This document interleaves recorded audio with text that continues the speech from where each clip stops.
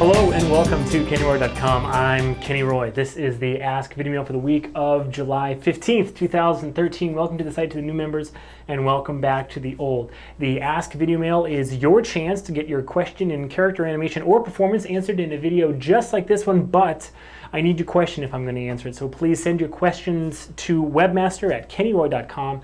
I go through all the questions and I answer the ones that I think will help the most people. There's no such thing as a stupid question, and it is the best way to get the most out of the site. Thank you to all the people who have been sending me Ask Video Mail questions recently. I've had a really nice steady pace of Ask Video Mail questions being sent in to me, but I want to keep that up. So if you haven't sent an Ask Video Mail question in, just send one in. Just do it. It can be the most absolute simple thing.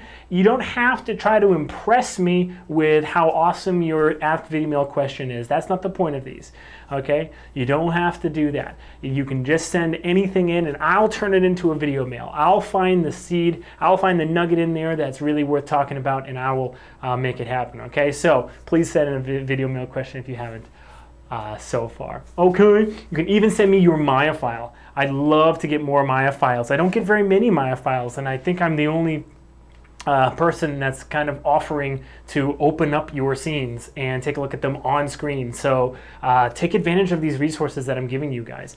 Speaking of resources, we had a dope bomb diggity webcast with Keith Lango last Friday. This is the last week of Collabs, my collaborative production environment training program. If you want more information on that, go to collabs.arconics.com. But we've been having weekly webcasts with special guests from around the industry, some pretty heavy hitters, I should say, in animation, and last week was Keith Lango. I know a lot of you are a fan of Keith, so if you want to check out the replay, go to the webcast item in the menu that's just over there, and take a look at all the webcast replays that we have there for you, and watch this Friday, Friday the 19th. I should know that because it's the last day of Collabs. Friday the 19th at 2 p.m. Pacific time, I will be inviting Dana Bodway Mason to come here, and she's going to be awesome. She's gonna blow your mind. All right, it's gonna be a great way to end the course and kind of round things out. But at any rate, enough about that. Let's go on to the Ask Video Mail question for this week. I love it, and I always love answering this person's video mail questions because I've known this person a long time. It's my very own student from Animation Mentor. But take a look at the question.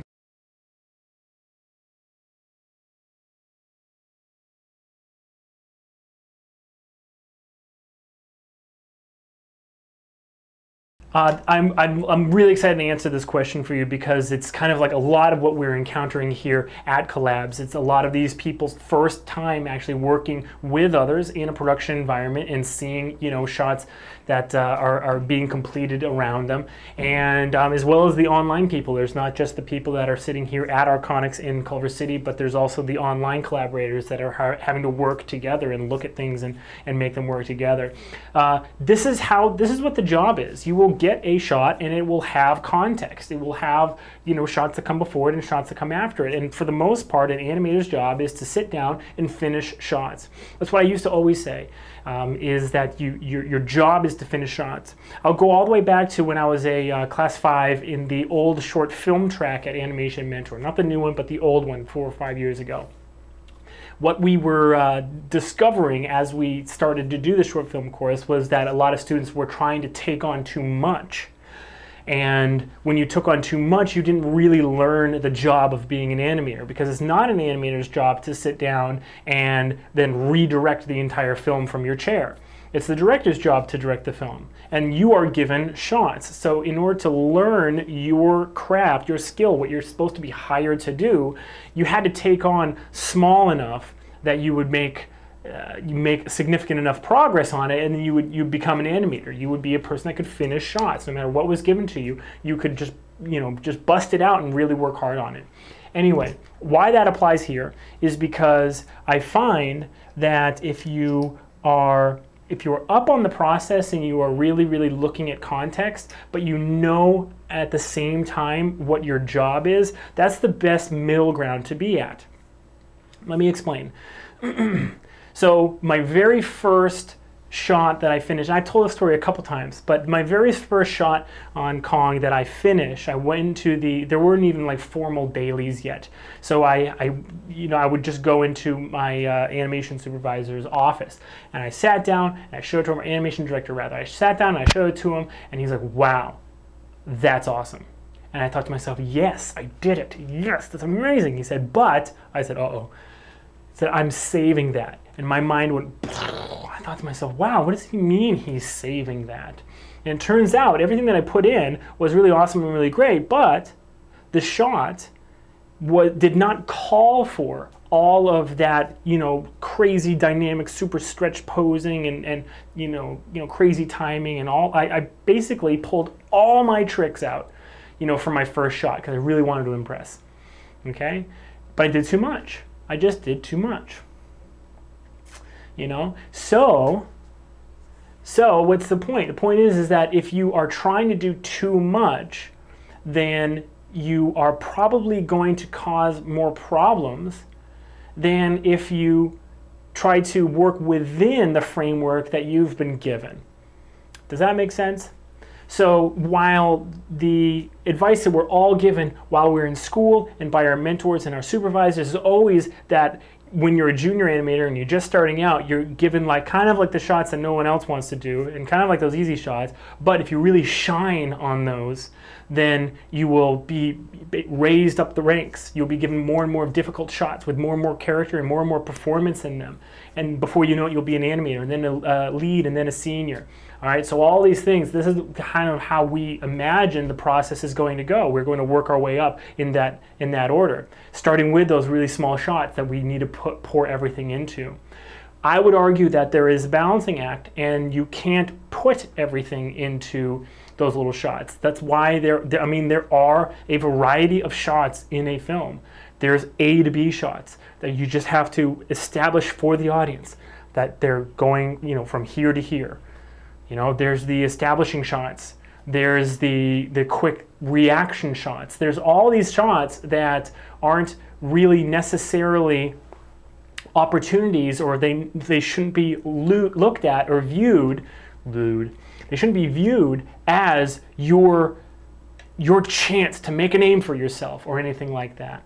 Okay, but knowing the context is extremely important. So knowing the context means that you do know where your shot fits in the picture, and embellishing and putting as much work as you possibly can into the parts of that shot that are actually going to give you mileage. Now, what do I mean by mileage? If you, for instance, let's say you have like a reaction shot where there's like 10 people and they're all like, like that. That's it. 16 frames. Who knows, right?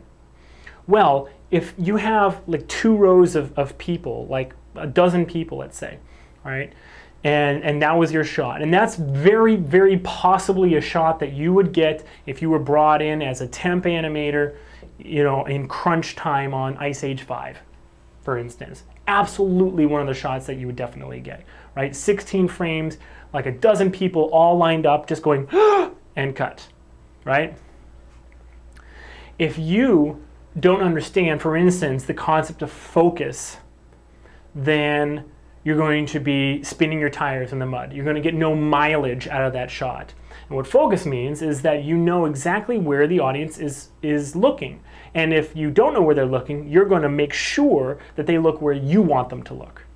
Okay? So you're going to concentrate on the characters in the center that are the most forward, and you're going to make their reactions just a hair, just a little bit more broad, but also detailed than the guy that's just right next to them and a little bit behind them. And that one, again, in turn, is going to be just a little bit broader and a little bit more detailed than the performance of the guy that's just off to the side and behind that guy.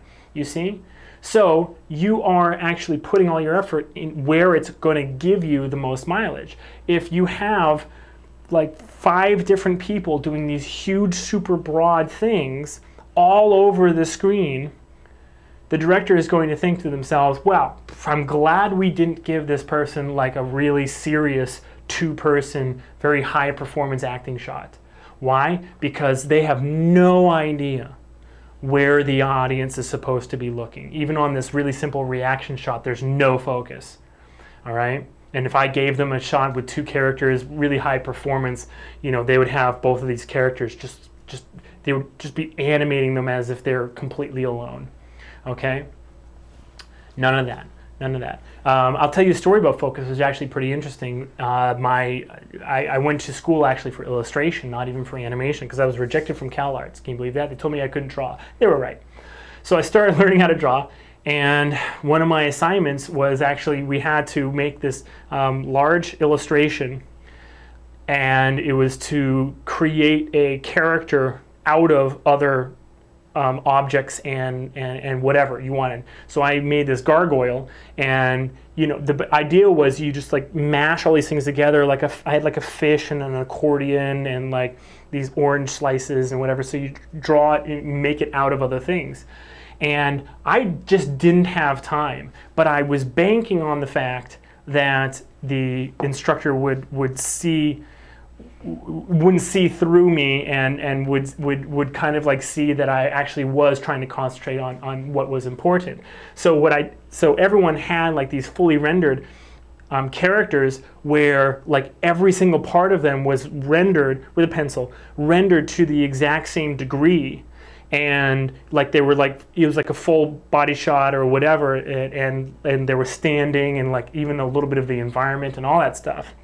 Whereas what I did a bust, and where it came to the edge of the bust, where when I started running out of time, I still drew like objects and characters there, but I switched to objects that kind of like fade out naturally. So like I had an umbrella, and it basically turned tattered right here, and then it was like see-through. Right? And like the orange slices I talked about, like the transparent parts of the orange slices, I just started like fading out, and I didn't render them really, really tightly. All right, so long story short, when you're in illustration class, at the very beginning of the day that you have to turn in your thing, you go and you put them all on the wall, and then he walks by and he invites criticism, and you basically get a critique from your peers and from the instructor, and he's looking at all of them, and he stopped at mine and he said, I haven't seen a illustration that's had such good focus as this one in a long time. Whose is this? And I'm like, And he's like, this is fantastic. The eye is like glued to right on his eyeball, and I really spent a lot of time on the eyeball. Anyway, so he appreciated that even if it wasn't the best drawing, that it had such well-controlled focus that I got an A on that project. Okay, so going back to the animation, so going back to when you walk on the job, and before you are a twinkle in the eye of the studio that hires you, all of those story decisions have been made.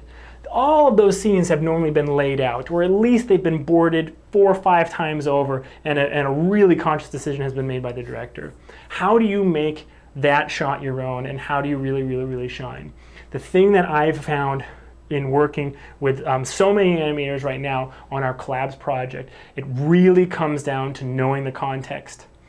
It really comes down to being able to understand when your shot is serving really just this function, right? Do you see what that was? That was me basically just like very, very nicely and calmly and humbly moving the story along, just like through my shot, and then just being done with it. Okay? Or if it's a moment when the story stops on your shot and you really punch it up and you push it forward and then you kick it out, right? You gotta know what function your shot serves and put it in context, okay? There's a rule in improv. I love referencing improv. We're doing some improv training here at Collabs as well. Everyone's having a great time. I'm having a great time. Forget them. Who cares what they think? One of the things is that in improv, there's a few things that you can do that really make your partner look good, okay? Really make them feel like they're creating a world that is robust and real, and you're just a part of it.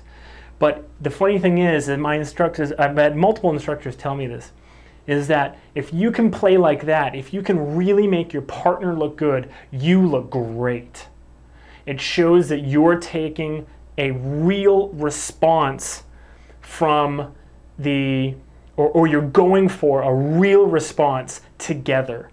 Okay? And so that's another thing that you can do. It all goes hand in hand with knowing the context.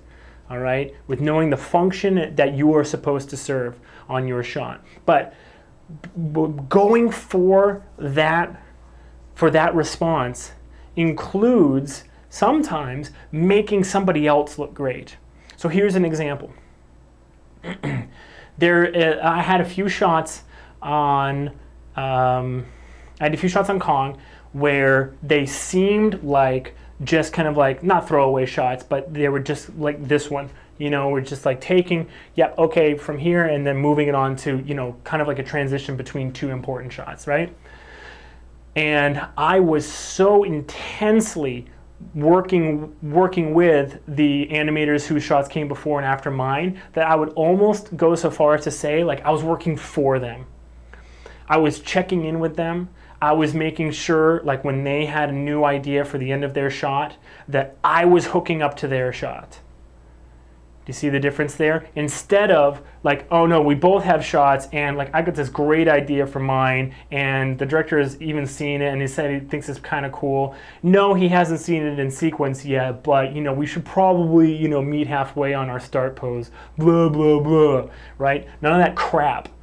All right, I knew that this guy's shot was really, really, really important. And so when it came time for me to be working on mine, I was like his slave. I'm like, all right, whatever you do, like I'm gonna check it every single day. And if you have like a major update, just send me an email or call me so that I fix mine to make yours look good, okay? But in turn, it's almost the exact same thing as improv. What really ended up happening was I looked good. I looked great.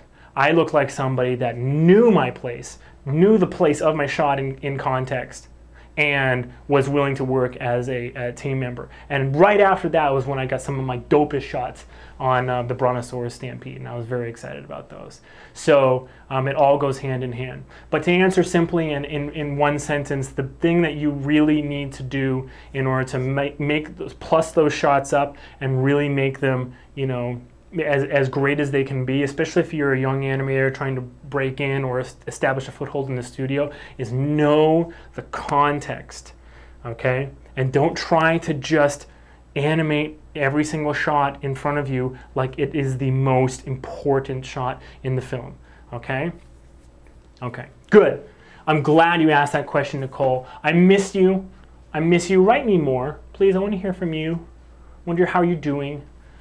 I think about it.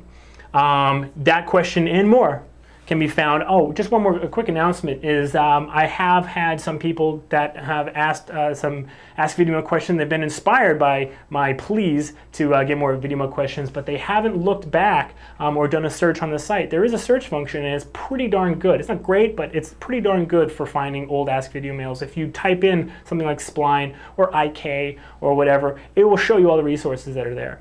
So check that out and look around for the other resources that are already in the site. I appreciate all the questions. Please send more to webmaster@kennyroy.com. I look forward to reading them. Good luck with your animation. And as always, rock on.